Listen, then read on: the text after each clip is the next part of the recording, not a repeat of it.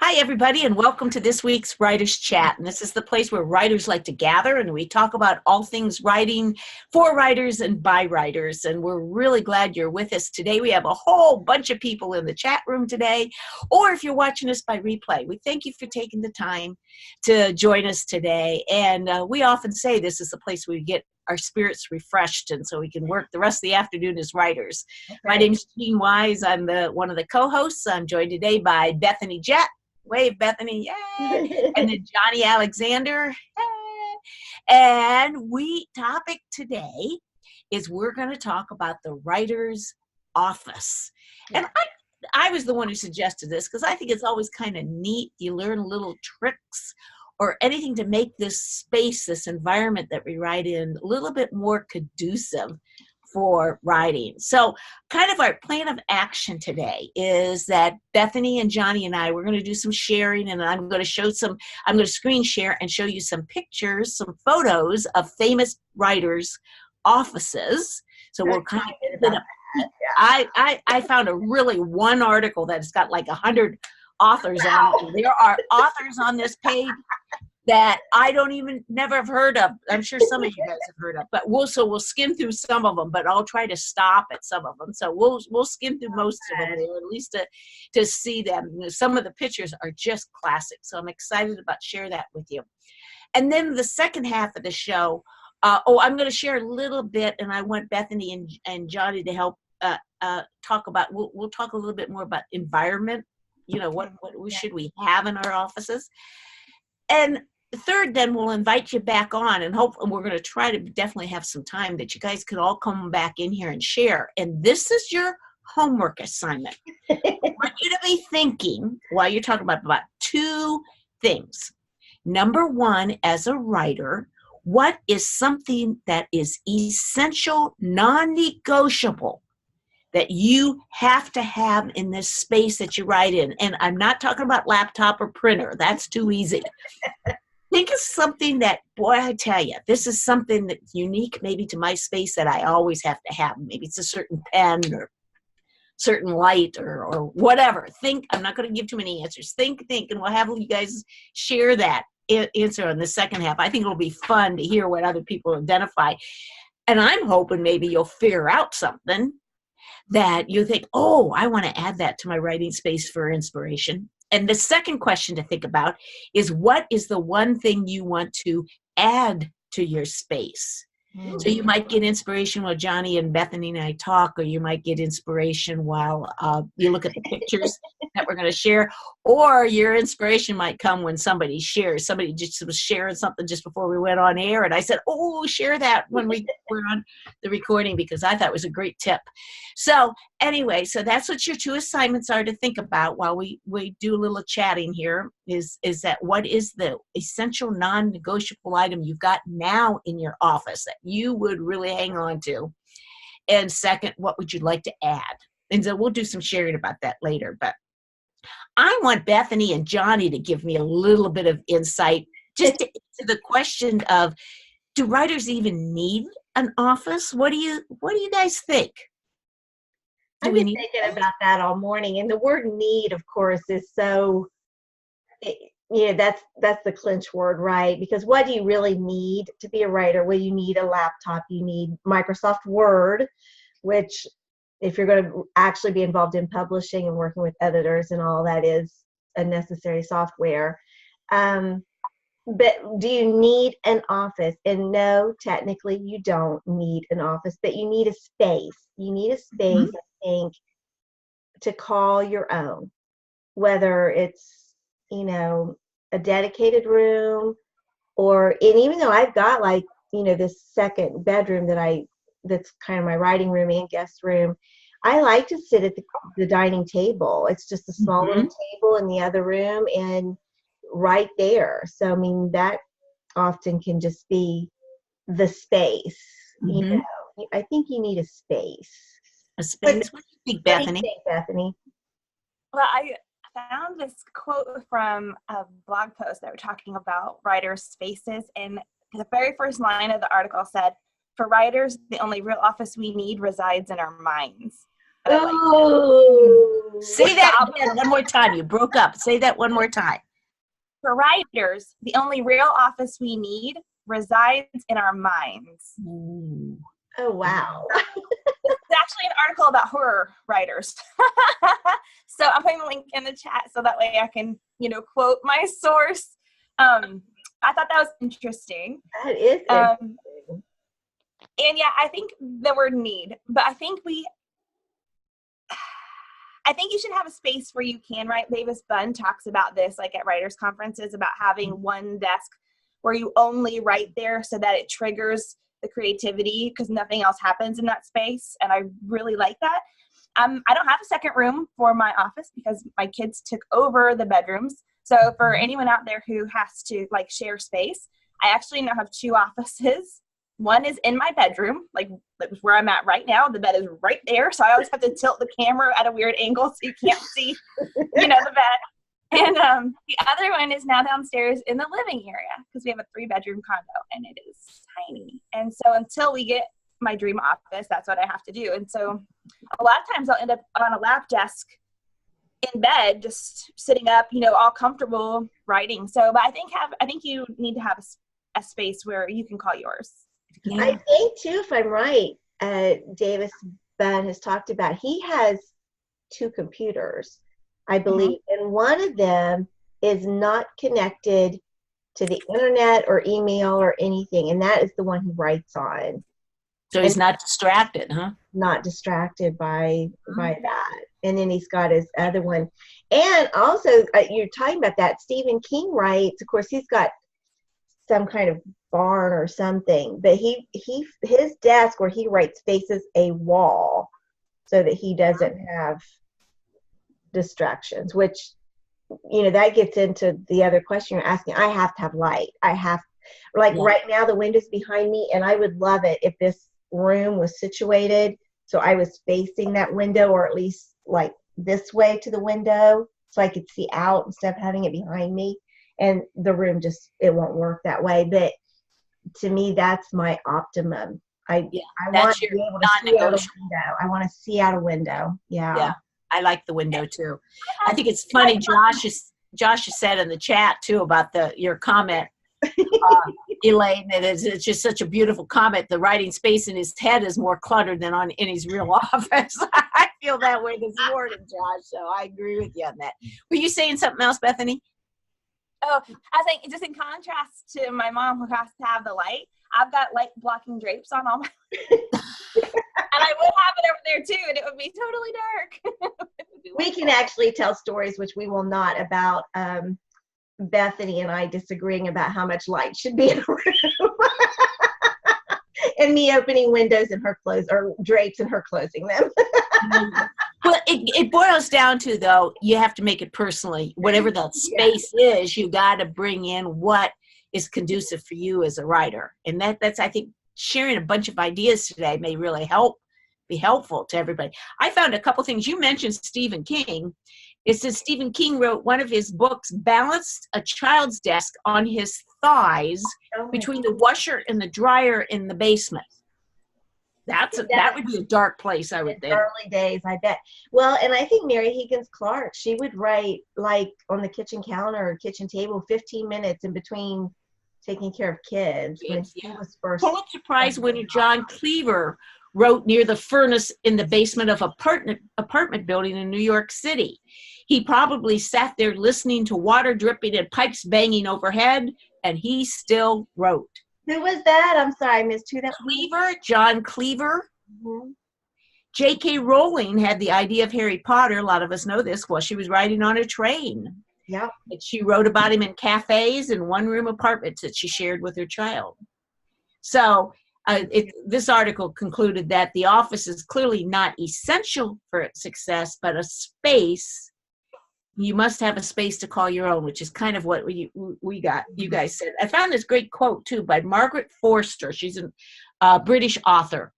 And she says, the minute I walk into this room, and she's referring to her office, this room of my own, I swear I'm a different person. The wife, the mother, the granny, the cook, the cleaner, they all vanish. for 2 or 3 hours, only the writer is left. Oh, wow. I thought that was a great quote. How poetic, too. Yeah. That, you put your writer's hat on. Robert Benson taught us about the different hats, and you put your writer's hat on. There's something about when you enter the space that you're normally writing that. So coffee shops and kitchen tables can work, but I sometimes will move. Vicky a lot of times will move her laptop outside on a really nice days, but I get too distracted outside. I need to be in here, but anyway, it's your own definite space. So you want to see some of the writer spaces from some famous people? Let's see. I got to go to screen share. Wait a minute. I got to find screen share. Share.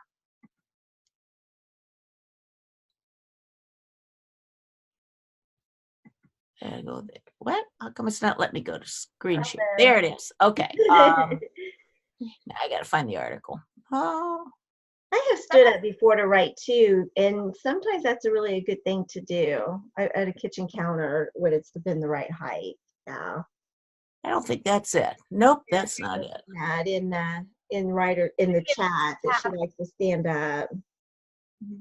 There it Stephen is. Stands up too, and he listens to music when he writes. Who was that? Stephen James. Stephen James. There it is. Sometimes I have to have the TV on. You guys see that all right? Yes. Yeah, there we go. This is an article from a place, and I'll try to put the link in the chat later, but it's called the Writing Cooperative, and this Jared Brock looked up and found these pictures, 100 plus authors and their writing spaces. This is a treasure of an article on that. And what I liked how the article went also too is had neat little quotes right above the person, and some of the quotes are neat, on that way. They're inspirational for writers, let's put it that way, on that way. So here's Agatha Christie's, and I can't make it too much larger than this, so I hope you guys can hear that. Now look at that, she's just using a table and it's pretty simple. Just a chair and a typewriter. Yeah. You're going to see a lot of typewriters. She didn't have Microsoft Word.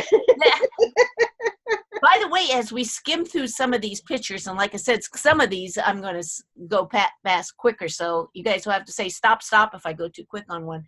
But look at what some common patterns or trends might be on that way. And we'll talk about that when it's done. What did you notice? So there's Agatha Christie. She's got a window, Johnny. I'm sorry, she's got what? A window. Oh, she does have a window. And I just saw the chat pop up. Jan said how dressed up she is. Oh, she's dressed for work. Dressed. Yeah, that's good. Dasha said, is that Scrivener 1.0? Yeah. Now, here's our counter. In the depth of winter, I finally learned that within me there lay an invincible summer. I was trying to see what it looks like. It looks like he's got his window open, so it's got to be summer there. Yeah. On that, he's got a calendar. Now his desk is a little cluttered. You're going to see that's one trend you're probably going to notice. Yeah, I mean, Agatha Christie's wasn't, but his is a bit. She's got a few little things. A few little things, but it's pretty sparse. Yeah. Okay. Here's Albert Einstein. What do you think about that desk? Look how big it is. He's got lots of space to spread out. But I don't think he's going to write much on that. How about Alfred Hitchcock? There you go. Oh my gosh. Okay. Allen Ginsberg. Look at that old picture. Isn't that a classic old picture? Yeah, that's pretty cool. There's your window. There's a window, but what kind? I mean, he just has sort of a little ledge. Looks like it. Not very much. Of course, he wrote poetry, so maybe. Did he? Yeah. Okay. Yeah. He was part of the Beat generation. How? Okay. I don't know who this one is. Anybody know who this one? Look at that's a basement. Look at that. Wow. Down in the basement, down the stairs, next to the piano. Wow. Okay. Andrew Carnegie. Look at that. Now that you don't see him at work there, but you see bookshelves, files, fireplace. How about this? stretch out. Mm-hmm. Hey, I have a day bed right there. In Bethany shared she had a bed. How about Anne Frank? Oh my Of goodness. course, that was a sparse time too. I bet this is more her school desk, though, don't you think? Because she actually wrote hidden away. Yeah. Yeah. How about Anne Morrow Lindbergh? Open window again, Johnny. Window, I like it. Bookshelves. Look at all. She's got windows on all sides of her. Mm-hmm. Almost looks like she's in a cabin, It doesn't does, doesn't it? I like that. Mm-hmm. And Sexton, look at her working away. She's fairly dressed, Jan. Look at that. Got her hair primped up. That looked like a beer bottle there, though, doesn't it? Anthony Burgess, I'm not sure who he is. Does anybody know? I don't. Yeah, you get a little bit. Arthur Clarke. Look at that old computer. Oh my gosh. Telephone. Not a lot of space. No. Arthur Conan Doyle. Arthur Conan Doyle. Mm-hmm. Look at that. Again, that's not the clearest, but you can get a sense. He looks like he's writing longhand, doesn't he? He does, yeah. Arthur Miller. Again, some cluttered. Some inspiration behind him, maybe. Bob Dylan, a little more. I noticed the empty bottles. I chuckled at this one. I like what he says. I mean, look at the quote. Get outside. Get out into the world, man. You know, it's like, yeah, don't just stay in your... Right under a new moon. Yeah.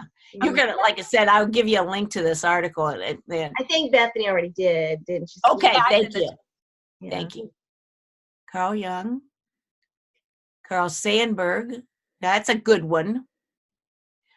I can't tell if he's got a cigar or a pipe there. Not all that. Light. No, and the typewriter table is just small. I mean, it almost looks like it's on a wooden crate. It does. Well, it does, doesn't it? Yeah. Mm-hmm. And then he's got books scattered different places. I'm not sure who this is. Brendan Burchard said that when he first started writing, he was in this small apartment and he was writing on a TV tray. That's how he started, right. Yeah, and stuff. It's the space, not necessarily the office, isn't it? Yeah, exactly. So, there's Dickens. Yep. He'll always look like the character in the movie to me now. I love that movie. The Man Who Invented Christmas. Yeah. And that is, if you guys have not seen that as a writers, you've got to watch that. That is Netflix. In the epitome of the writer's office there where all the characters gather is wonderful. So it's called The Man Who Invented Christmas. That was out just a couple years ago, but you can get it on DVD. It's on Netflix. How about Charles Schultz? There's an Indiana person.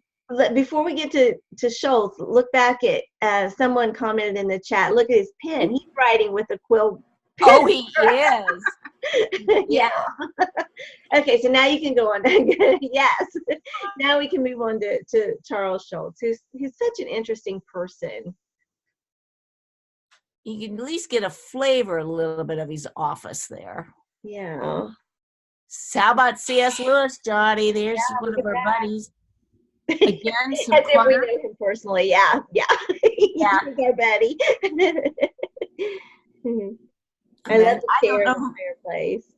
Dalton Trumbo is. Look at where he is writing, folks. This is one reason I really wanted to show you all these pictures. Nice. He's in the bathtub. I just feel like the water gets so cold, and then Look at that. I think Winston Churchill spent a lot of time in his bathtub too. Like he would dictate to his secretary while he was in the bathtub. But he's got a whole setup. He's got it all set up. Aren't these pictures delightful? Runyon. It's cold. Yeah.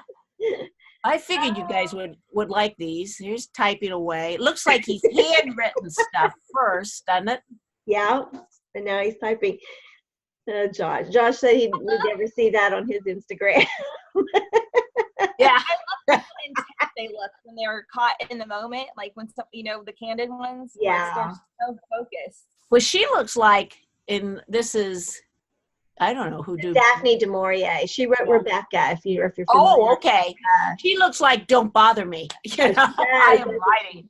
I love her desk though. I would like a desk with cubby holes like that, and a good and a big flat surface then to spread out on. But so there you go. There's something you could put on your list. My wish list, because I need a desk really. Here's Dylan Thomas, poet, and he space again cluttered. Some bottles. I don't know if I necessarily add bottles to my list. Well, how about E.B. White? Anguished Souls. Look how that's sparse. How sparse that is. Wow. On that. And he has his window open, so I'm hoping maybe that the spider or the pig come visiting, right? Yeah, Charlotte's Web. Charlotte's Web. That looks uncomfortable, though. Uh-huh. I mean, it just does not look comfortable. But I can imagine him saying, I got to get out of this house. Yeah. I'm going to go outside. And he is almost outside the way that window's open. Yeah. These quotes are amazing that they're tying to these photos. Like, aren't these great photos? I was going to say, you guys, and like I said, go back to this article and read some of the quotes are just fantastic. Now, here's for Jan, someone else all dressed up. Edith Wharton. Edith Wharton wrote Age of Innocence and Ethan Frome. That's the one. And some others. I've got a collection for short stories I read every once in a while.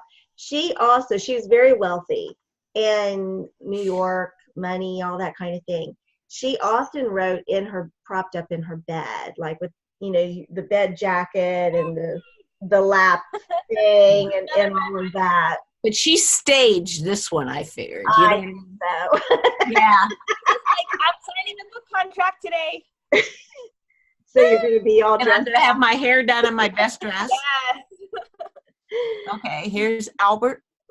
Edward. There's another desk. Edward. I'm sorry. Yep, Edward. Yeah, that's a cool desk. That's big, though. That is a cool desk. Look at that. And the lamp. I like the lamp. Look at him. I don't know him. There's a cat back there. Oh, there is. Oh, there is. See the cat? There's lots. There's another cat. Okay, guys, somebody will tell us that one of their non-essentials is the cat in the room. I bet. Yeah. Or the dogs for Johnny. Yeah, it was the dogs for me. Elmore Leonard. He's talking on the phone. No. It almost looks like he's writing on stone, doesn't it? It does. Mm-hmm. Yeah. Look at that. Look at the again cluttered desk. Dark room. Oh, Bethany. Look at that room. That's a children's writer. Oh, really? Uh-huh. Who had writer's hair? Josie just said in a comment he had writer's hair, but I don't know who she was talking. Oh, there you go. Yeah. Ooh. I love it. Aren't these classic pictures? When I found this article, I'd found articles that had maybe 5 or 10 on it. How about Ernest Hemingway? Oh my gosh. Wow. That's interesting how open that space is. Yeah.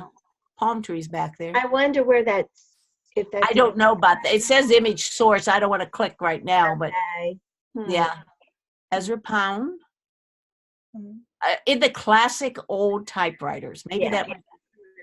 I want one. But F. Scott Fitzgerald. That looks staged. It does. Again, it's a contract. Hi, Michelle. I see you. Some good highlighter going on, too. Frederick Douglass. Look at all those books. Wow. And again, another one of those older desks for you. A little bit more comfortable chair. Papers on the floor. Chesterton. This is one of my favorite quotes in the whole wide world. Oh, I love that quote. Yes. You get to start all my children's classes. Yeah. On that. I'm not sure of who this one is, but I love the bare feet. Marquez wrote 100 Years in Solitude and Love in the Age of Cholera. I may not have that title quite right, but that story. Johnny, I'm sure glad you're here today. I did not know these. Look at the bare feet. Now that would be a good question. How many of you write with shoes or without shoes? You know, there's some theory if you wear your shoes while you're working that you do focus more and pay attention. And I tried that and I got rid of them. I do better with my socks. Anyway, look, here's another shanty. Oh my gosh. Look at that shanty. Dead. Now we can build this in our backyard. Who was it in our group was building somebody we've talked to is building a tiny house? Somebody building a tiny house? Yeah, I'd love one. Huh? I'd love to have one. Put a tiny house in your backyard. Just a little backyard. Oh, well. Books again, typing. Look, he's got his handkerchief handy. In case he cries. Now, you got to look at George Plimpton, because look, he doesn't have cats, but he's got 1, 2. That's going to be twins down there. I love that. That's cute. Joshua said in the chat, too, that Fitzgerald often wrote in hotels and retreats and places like that. Okay. So, you know, that would be a fun thing to be able to do, wouldn't it? Yeah. Okay. Where am I? Here's another one with the child in the room. I don't know who this is. I don't know who that is either. But it almost looks like they got a playhouse. Mm-hmm. So the child probably played while he's concentrating pretty much. It's got a piano. Mm-hmm. A little chair for the child with a little table. Look at that. That's a very homey room. I mean, to be kind of crowded and all these different pieces of furniture in it, but it's got a real homey look to it, doesn't it? It does. Okay. That one's harder to see. So let me see.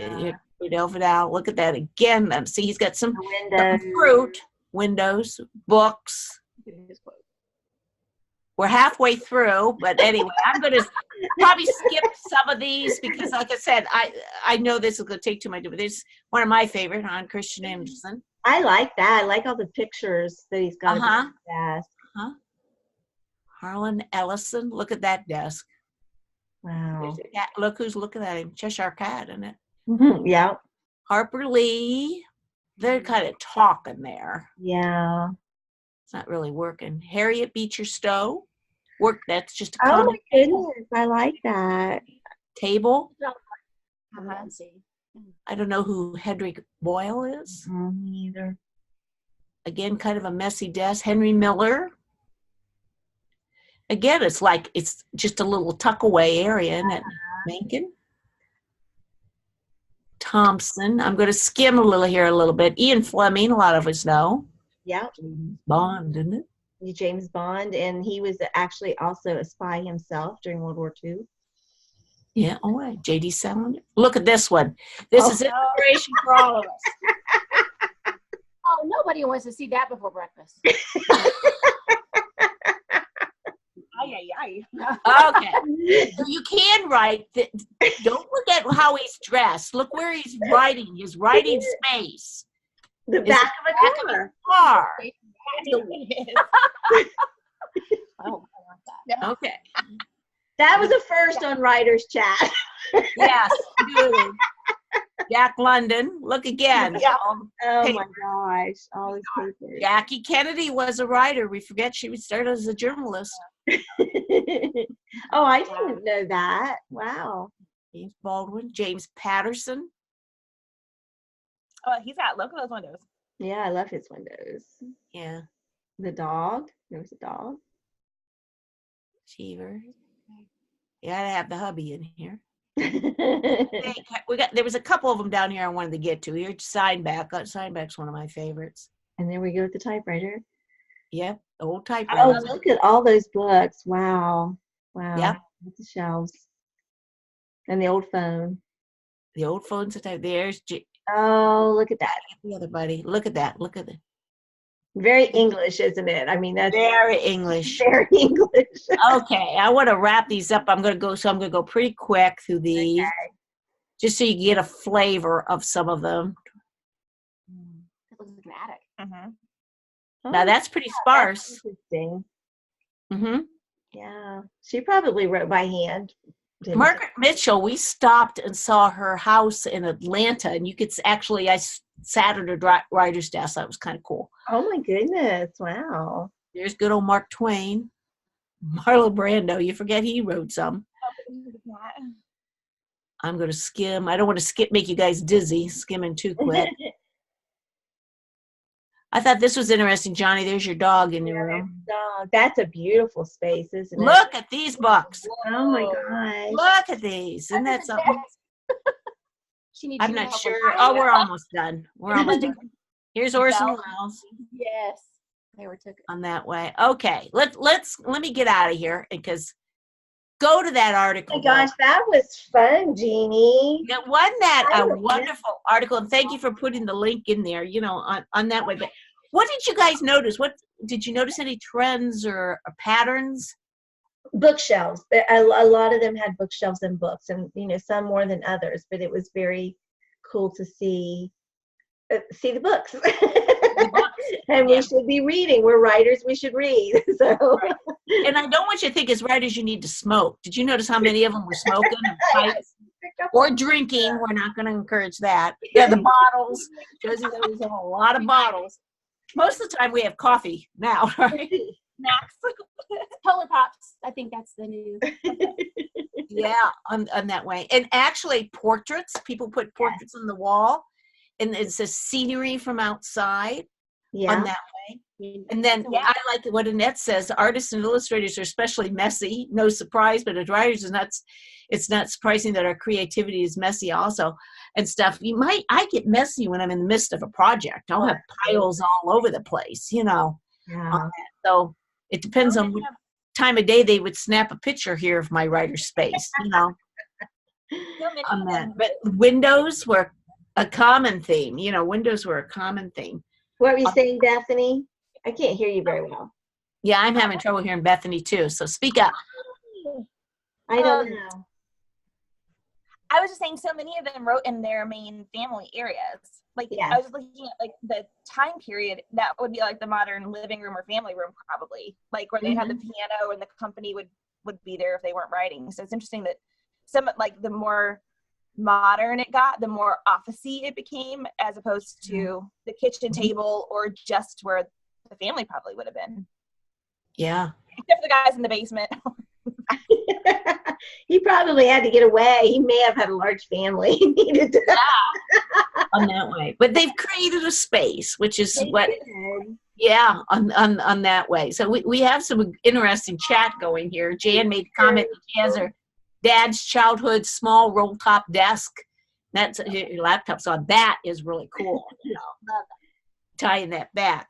But anyway, I want to be sure we have some time to bring everybody on too to share some ideas. But I just wanted to I made some notes about a writer's space, the environment, because I think it's good. I love that quote that I shared at the very beginning that said, "The minute I walk into this room of my own, I become a different person." And I've learned that when I finally was able to carve out this space here to be my writing area. Literally, I come here and sit in this chair. I am much more, I click into writing. I get in the zone a little bit quicker. And so the environment often leads to different things. A couple pointers that I read that when I was skimming different articles, that sometimes you need a computer work area and a non-computer work area. I actually have an L-shaped desk here. So back here is where my laptop usually sits. I have it moved right now, and it's sitting on the area that I could spread my papers out. It's more of the writing, longhand writing on that way. But and Jeannie, your office is dedicated to your office. I mean, I know it's like a third bedroom in your home, but it was in the bedroom for a long time. This same setup was in the back of a bedroom. Mm-hmm. So I purposely bought an L-shaped desk. Yeah. On that. And that I have found that helpful to have an area to spread out on, which is like where I'm absolutely. I have my laptop right now. And like I said, back here is normally where I have my laptop on that way. It's not real. I started to get into it and I decided not to go down this rabbit trail, so I shouldn't even bring up that. I got into feng shui a little bit, and when I sit here and type, my back is to the door, and you're not supposed to have your back to the door. You're supposed to face the door, face the windows a little bit more. So anyway, that's involved in that way. And what do you guys think of colors in rooms? That's an environmental thing. Do you remember when I had my office, this was a few years ago when I lived in Florida, and it was Pooh's Corner, and it had Winnie the Pooh hanging from an umbrella, and it had like Tigger toys and all this kind of stuff. And my husband had done that for me. It was just really cute. It was really cute. Just when you walked in there, it was just kind of a fun place to be. So it was bright and colorful and whimsical, which was what are your colors behind you, Johnny? Now it's mainly beige, and then this funny sage green, and then of course my bookshelves and that. But this office, this space isn't really set up. It is what it is, but it's more like the room and the shape has dictated things. It's not really what I would like a dream space, I guess. Bethany, you got a color choice? Bethany? Choice? Yeah. Dark. Gray and white are my favorite things, and gold. Like that's how the office is. But I was just trying to, and Michelle has colors too. I was just trying to think, like when we were writing the mom book, it was always like in snatches of time, and it was never in my writing office. So even have the space of created these spaces, they've become workspaces, and it's the places where I can tune everybody out, and usually it's in my bedroom. Like the lady who would just type on her bed because it's comfortable, and then like zoning out. That's really where I really write, even though I have the space. I like it to be light and like these, but then I also like it to be, you guys know I'm a vampire. But Michelle has a full color in her office. It's actually called blonde. I know you're really surprised by that, but it's a yellow color and it's called blonde. It's a Sherwin-Williams color, but it's happy. It's like makes you happy. It is. It's like a Tuscan theme to it, and so it's just that. Yeah. It's very happy, and I've got big, beautiful pictures, and I've got pictures of my grandchild, one already, and then I've got our picture, and I'll tell you what I was telling her.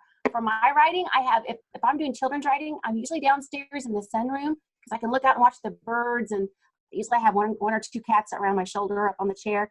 But I have a writing chair that we dug out of the trash. This is a true story. Out in the middle of Paoli in Indiana. It was just it's short. I have short legs. I'm a medlock. My legs are like if I was a dog, I'd be a corgi. My legs are this long, and so some writing chairs, my feet don't touch the floor. And this one, so I've had it recovered 3 different times and fumigated, obviously. But I love it. It's my favorite writing chair of all time. And when I sit in that chair in the sunroom, I know I'm going to be writing children's stuff. I'll have my laptop, but it's not a stuffy like office. If I'm doing like a research project or I get all these notes and things, and then I have to have my desk in my office because I have to have that space. It's a different mindset. So wherever I sit, I'm in a different creative mode. I'm creative both places, but it's a different kind of creativity. Mm-hmm. That's interesting. That is a great tip, though, to think about it too, on that. And personalize it. Actually, the one research project that I read about said gray, beige, and white, and I have beige here, and it sounds like Bethany has white, cause sadness and depression, especially in women. And they said the most soothing colors were blue and green, though I love the idea of the yellow, the brightness, to be all honest, on that way. But they say that it motivates you and your effectiveness of blue and green. So I do like blue and green, but I don't have much blue and green at all in this office. So on that way. Light is the other thing. And, you talk about, I think this is really cool that we've got 2 opposites up here between a mother and a daughter, between Johnny and Bethany. One likes it dark and one likes it light. I felt a world of difference when I had this set up in our back bedroom, which had high little narrow windows and not much light. And when I moved in here where I have this great big window, I had a cardinal out there in the snow just a minute ago. I love it. I love in winter, especially watching the birds, or if I turn just a little bit this way, I can see my flowers in summer. This window I just love being able to have here in the creative space. So I tend to write out in the other room a lot, is because then I can look out into the whole backyard because of the way the windows are. And when I lived in Tennessee, when I lived with my mom and my sister, I often wrote in the kitchen at the kitchen table. And I would see deer out my window. I would see fox out my window, the birds. Of course, we had the alpaca then, so we'd see the alpaca out the window. Did they distract you and make you more procrastinate? It doesn't distract me. It's not a distraction for me. It's more like I find myself staring out the window anyway and not really seeing, but kind of seeing, and you just know it's there. And it's peaceful, and it's, I don't know, because I do a lot of staring when I'm writing, just. Yeah. One other thing I found about environment, which I thought was interesting, and I'm going to skip some of these. Oh, we talk about desks, or now they have people with standing desks, so you can stand more. That's a thought too. But temperature, the temperature in your room on that. The ideal temperature to help you focus and be productive is 70 to 72. Now, like I said at the first of the show before we went online here, Ohio is predicting negative 50 wind chill tomorrow morning. I think it's going to be a little bit cool in this room on that way. But it says your productivity begins to decrease above 73.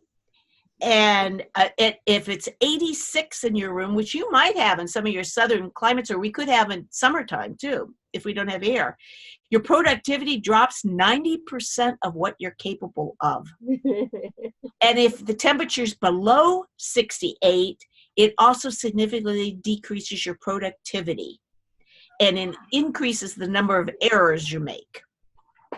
So I thought, 72 on that. So I think that was interesting. And, let's talk about the clutter. Do we? Well, do you want to have people come in yet or not? Yeah, I think we've got about 15 minutes left. Let's bring people in and come on back in. And if you can't come on back in, tell us in the chat. And we'll on that way. Do you write in clutter or not in clutter is the question. Oh, okay, that's the question. That noise from somebody. There you go. On that way. And does somebody want to share something on clutter? Let's go this way. I'll share a little. Yeah, let's get Annette on here.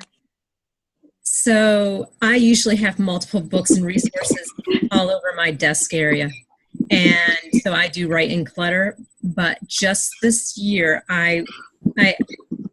when I have to clean up my desk before we have people over, or hope that they don't peek, but they will because it's not in an office area. So I've decided every Friday I am cleaning up my desk. And have we had 3 Fridays so far in the year? I don't know. But I've cleaned up my desk every single week. I can't clean it up daily because my projects keep going. However, I've been cleaning it up every Friday. And I'm very proud of myself to do that. That's a good tip. Good for you. That's a great tip. 1 day a week, just do it. Yes. On that. Anybody else, clutter or no clutter? What's the vote? No clutter for me. I have clutter, but it's not in my writing space. It depends on what you mean by clutter.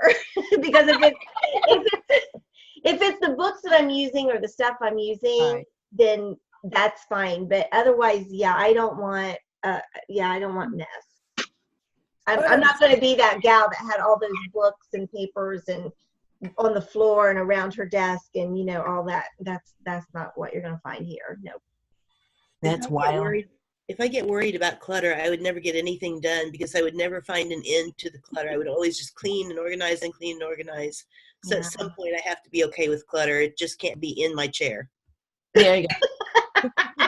Or when is it, you can be cluttered and know where things are. Exactly. I know what's in this stack right here on my desk, and it's kind of a messy little stack, but I know what's in there right now, and I know exactly what's on this side, on this pile, because this is what I'm working on this afternoon. I know what's in there. But if you can hide it, that's, I've got a little drawer. I've got on the other side of this desk is a little, what it used to be called a lingerie chest. So it's a short little bureau with drawers. And one drawer is for papers that I don't know what to do with. And bills and statements and tax stuff, like all that stuff you get in the mail. And I go on that. And then usually on Mondays, I kind of go through that and see. But lots of the papers just get stuck back in there because I still don't know what to do with them. But they're hidden, right? They're no one's going to see them except me. So it's okay. But I like Annette's idea about purposely scheduling something. That's a good system, really. That at least once a week you're going through that drawer, Johnny, or so something doesn't get lost or hidden, or you see it 6-8 times. You think, I'm cleaning out the files behind me right now, and if I haven't touched it for 8 years, I'm probably not going to touch it again. I've been pitching this week, pitching paper. So yeah, every time I do that, though, I find I need it in 8 years and 1 month. That's what happens.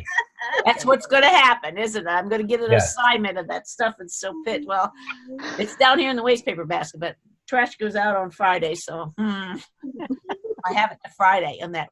Well, what did you guys, I gave you 2 questions to think about what is something that's very essential, non-negotiable in your office, in your writing space? What is one thing that you really want to cling to? What could you share with us? Anybody? I love to look out the window and see nature. I need space to spread out. Oh, Annette, say that again. You like to? I need space to spread out with all my researching. Okay. Elaine, what were you saying? I like a view. I have one window to my side and 2 windows in front of me. I'm in the corner of the room and I love it. But outside I have bird feeders. And I'm not a huge bird fan, but that's just it's a distraction, but it's a wonderful distraction. But the other thing that is an essential is I have my grandpa's desk that it's just a small oak office desk, a heavy, but small. And he used to pull out the little, it's like a butcher block pull-out tray that's on the desk, He used to pull out that little arm thing, and he had an old manual typewriter, a little black typewriter, and he would type on that desk. And I used to sit there by him and watch him type when I was a little kid, and I inherited that desk. So that desk is my writing space. Oh, I love it. Sweet. I love that. That is inspirational. Very meaningful. That creates the environment for you to write, doesn't it? It does. It does. Yeah. What else? What else would any of you like to share? What's essential, non-negotiable? It's a small thing, but I find I really need to have a dual screen situation because I do research as I'm writing. I know some people do a bunch of research and have notes and then just write, but I'm always going back and forth. And for some reason, minimizing things and bringing things back up really takes me out of it. I feel like I need to be able to have 2 things going on at the same time to really be productive. That is a great comment. Bethany, did you want to add that? I'm seeing you guys shaking your head on that. I don't have that set up. We have, my husband's in IT, so we were just talking last night. There's computers and screens and TVs everywhere in my house set up, but dual screen is such a big thing. Like even your iPad can be a dual screen with a program called Duet. So if I'm out and I can't dual screen, I can use my iPad for that. So that's just like a tip that my husband told me. But dual screening, sometimes now he's got me hooked on having 3, my laptop and 2 screens there. And you're doing it now too. I have a laptop and 2 screens in my husband's office at the standing desk. So it's really cold in Indiana right now. So his office is the only one that has a fireplace. He got the fireplace office. I know. So I go in there because I'm like, I'm freezing. So I'll stand at that desk and have the 3 screens. And depending on what I'm writing, it's really great. It took me a bit to figure out how to move things from screen to screen. But I do like that, especially if I'm working on different documents. I'm like you, I don't want to have to keep minimizing. And then I forget where I put it. And I have 19 things open and they're just going really slow because of that. So I really think that's a new thing for me. Just this year I started doing the different screens and I really like it. I didn't know if I would, but I like it. I like that when I go in there, I'm standing too. So it's also a break. A little Apple Watch will go, time to stand up. I'll just go in there and get warm and work on the dual screens for a bit. We even have some screens that we give to people if they're coming over to the house. Like if Michelle has a dual screen at the kitchen table, I can go get look it right up. Good to know. Wow. I love that. I love that too. Annette made the comment that she used to have that and she wants that again. And I think that would be a neat thing to try, especially in a big project. I would think. And notice we didn't see that in any of the pictures, the photos. We need modern photos if we do this again. We need some modern updates. People will throw away or give away TV screens that are they get new. You can see that on Craigslist all the time. And that's what he does. He just looks for the free TVs that people are getting rid of, or he needs a bulb or something, and then that becomes a screen. So all of ours are older television flat screens that we use as computer monitors. And then you use. And Brandy just turned her computer to show us. You have dual screens there, Brandy? I can't. Love it. Yeah. Yep, that's my other screen. Say again? So that's my other screen. It's a big screen. It's right next to this, so I can slide things back and forth. And it's been a godsend when I've been editing because I'll have the, my client's manuscript up, and then I'll have to be looking up things on dictionary or Chicago Manual of Style. I'll put that up online, and then I'll also have to have the style sheet and then be going through a whole bunch of things. So I'll have so many different documents up that I just can't have one screen. And sometimes I'll have my iPad going on top of that as well so that I can have everything right in front of me when I'm working. It's been huge, huge help. There you go. Is that yours, Sophia, or what? Yeah, Sophia, show that again. Show it again. Hold it up real close again so we can look at it. See, you got two. Or you have more than two. I got three. Wow. Yeah, more than two? Yeah. Okay, what is the second assignment question? Because we got a little over 5 minutes left. Is what's the one thing you want to add to your space? Sounds like Annette wants to add a dual screen. Annette, what's one thing that you may have thought of today, or when you shared, what you'd like to add? I chose something this week that I just added to my office. They're character sheets, and I'll turn my computer so you can see them, but they're on these great big sticky sheets. And I have one of my characters, and I write down what my character is all about. And I stick it on the wall. And when I sit down, I'm surrounded by my characters, and I just think about I'll turn the computer. Maybe you can see. I'm not sure. Hold on. Can you see those on the wall? Not real clear. How big are they? They're pretty big. They're like 2 by 3 maybe. Let me see if I can come over there and show you, because I just did this week, and it has been so helpful for me. I like that because I forget what color eyes I give my characters, and like, and you have to have that handy because you want to keep it consistent. You don't want their eyes changing colors. Oh, there they are. Yeah, we can see them. Pretty cool. Wow. Kind of big. And then I sit straight across from that, so I have my characters up on the wall where I can kind of see what's going on. It makes me think about what I'm doing. You said those are sticky sheets? Yeah. Like stick-it notes or post-it notes? Yeah, post-it notes come that big. Poster size. Oh, I did not know that. I can show you. Here's what they are. Really great. And that is, you're personifying what we saw in the Man Who Invented Christmas, if you haven't seen that, Dory. I have not. Yeah, because the characters come alive and they're right all in the room with him as he's writing, so you've got to see that image. That's sort of what you're doing. Well, it's very helpful. It keeps me really focused. Yeah. Uh-oh. LaDonna's taking a picture. Yeah, there we go. Feel free to take pictures and show them or post them in the writers chat group. That would be really fun. Yeah. We could take pictures of our desks and post them. I'd love that. That's a cool idea. Yeah, very cool. Well, we didn't talk much about the pictures too. A lot of the photos we saw had family pictures or inspiration. I have a Tinker Bell up here on there because she's sprinkling, I think, pixie dust on my desk, on that way. I have Mickey over here. You can tell I'm a Disney person that says dream bigger, so sometimes we have inspiration in our rooms too. Is it, anybody have an inspiration they might want to share that they've got in their room? I have one. I made this. I don't know if y'all can see it. Why don't you read it to us too? Yes, read it to us. It says, your life is a story. Write well, edit often. Oh, wow. I love that. Oh, I like that. So I have it up on my desk on a shelf. Yeah. Annette, what do you have? I forgot to unmute.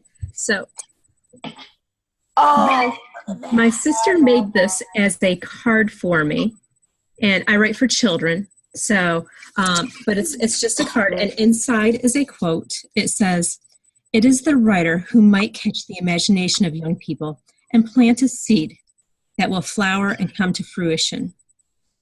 And that was Isaac Asimov. That's sweet. Love that. And my sister's an artist. But she made this for me, and the picture, the quote, it's all. And I have other things on my wall as well, little things like little postcards and such that I've been given. But this is the key. That's cool. That is really, really cool. I love that. I have words. Love it. I love it. And create. So should we show it backwards so it actually? No, No. No. We can see it. Wow. That is cool. Well, what's one thing you guys want to add after you listen to this today? What's something you might add to your office, your writing space? Bookshelf. I don't have a bookshelf in my new office yet. Uh-oh, never enough bookshelves. I know. They're out in the other part of the house. I have 2 or 3, but they haven't made it in my new office yet, which was my daughter's room. As you can see, all the purple behind me. But that's going to get painted too, so there you go. So now you got color choices, blue or green? Blue or green. Probably go with the green.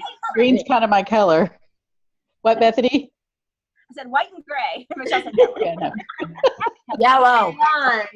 Blonde with the color. I want a whiteboard to put like right here. Because I've got a small one and I really like writing on it, like just even like reminders and to-do lists and stuff. But I would like to have a bigger one to do more plot stuff and that kind of thing. Though I'm really interested in the big Post-it notes. Yeah, I like the whiteboard too. That's what I would add one too. Yeah, I'd like to have a big one. I like that. Yeah. Sliding glass doors, because I want my dream office is going to have a wall of whiteboard, but you can use those dry erase markers on glass. We did that when we traveled to where that week we were in, wherever that place was, in the middle of nowhere, surrounded by gators and stuff. We had a big glass door, but there was no whiteboards, and we both like whiteboards, so we just wrote on those dry erase markers, prayed to the Lord that they would come off, and we had whole things plotted out, and then one little index at the end of the week, and we were fine. So if you don't have a whiteboard or it's not in the budget right now, you can use like glass doors and things as long as they're the dry erase markers. I've even got downstairs in the house. There's stuff all over one of them. Or we do like packing lists for the kids and stuff. Like here's all things you have to pack or the to-dos for the day, or just want to put workouts on there. So we use it. Just watch out for condensation. It'll wash all off. Wow. Yeah. I want to get a closet door. That's like, I know that sounds like a crazy wish list, but I have all these built-ins, like the built-in shelves in my office, which are really nice if I didn't have anything on them. If I just had like cute decorative things, but I use them, to store things, to pass manuscripts, like for ghostwriting clients. I don't write them in case something would come back to bite me in the butt or whatever. Like I save everything for as long as I have to. And it's just like you said, if you get rid of it the next day, you're going to need it. So I try to keep organized piles. I like it to be organized, but they're piles. And it still doesn't look very pretty. So my wish this year was to have like a little pocket door to kind of just close it so that it looks really pretty when I come in, because I was telling Bethany, the tidying up thing makes sense to me, that she's really on, because I understand why I'm not good at that. I shove everything into drawers and cabinets and closets because I want everything to look nice. Not for anybody else's like enjoyment, for mine, because if everything's in chaos, I can't be creative. It has to look, everything has to be kind of put away and everything look nice for me to sit down and be creative. And so no one really understands that. My husband doesn't get it. That's why I have 97 junk drawers in our house.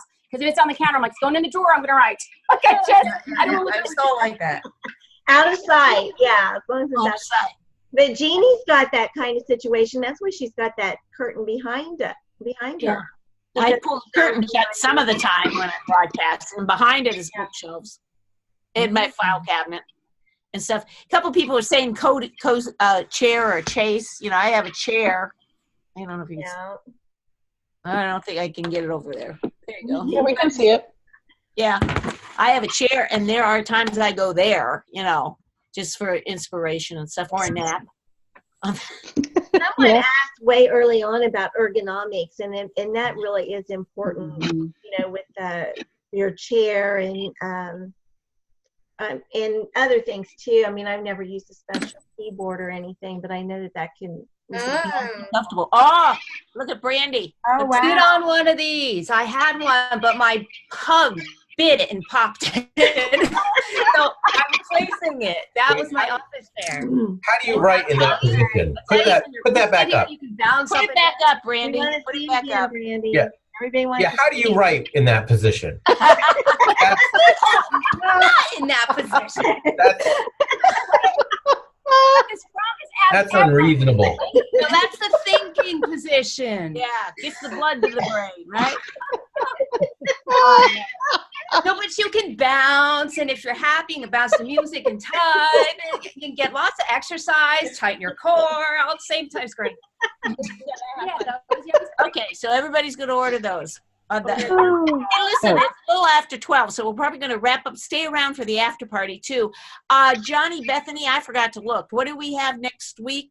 We have a very interesting and eccentric guest scheduled for next week, and I know that, I want you all to come because it is fiction and it is romance, but I think you're really going to enjoy meeting Caroline.